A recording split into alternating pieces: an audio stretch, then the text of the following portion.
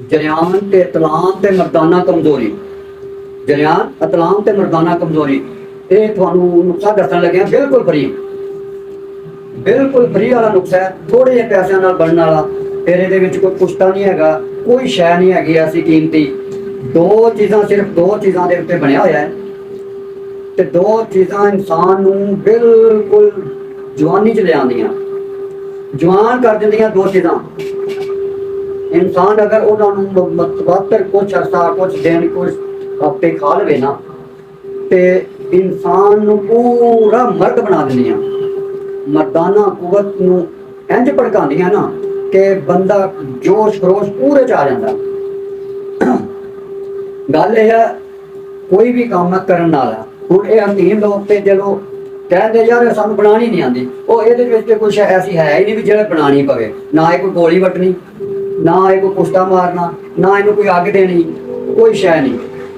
ਸਿਰਫ ਪੰਸਾਰੀ ਕੋਲੋਂ ਚੀਜ਼ਾਂ ਲੈ ਲੈਣੀਆਂ, ਲੈ ਕੇ ਮਾਮਦਸਤੇ 'ਚ ਕੁੱਟ ਲਓ। ਭਾਵੇਂ ਘਰਾਂ 'ਚ, ਹਰ ਘਰ 'ਚ ਹੁਣ ਤੇ ਮਸ਼ੀਨ ਹੈਗੀ ਆ, ਗ੍ਰੈਂਡਰ ਦੇ ਵਿੱਚ ਸਿੱਟੋ, ਉਹ ਮਸਾਲਾ ਰਗੜਨ ਵਾਲੀ ਦੇ ਵਿੱਚ ਸਿੱਟੋ, ਤੇ ਬਟਨ ਨਾਲ ਪੁੱਤ ਜਾਨ ਛੱਡੀ, ਕੁੱਟੀ ਗਈ।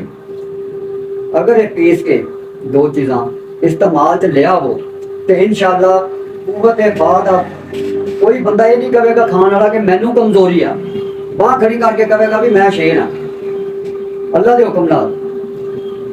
ਲੇਕਿਨ ਇਹ ਹੈ ਵੀ ਇਹ ਇਸਤੇਮਾਲ ਜ਼ਰੂਰ ਕਰੋ। ਹਾਂ, ਇੱਕ ਹੋਰ ਚੀਜ਼ ਤੁਹਾਨੂੰ ਦੱਸ ਦੇਵਾਂ, ਚੀਜ਼ ਇੱਕ ਨੰਬਰ ਹੋਣੀ ਚਾਹੀਦੀ ਆ, ਚੀਜ਼ਾਂ ਇੱਕ ਨੰਬਰ ਹੋਣੀਆਂ ਚਾਹੀਦੀਆਂ।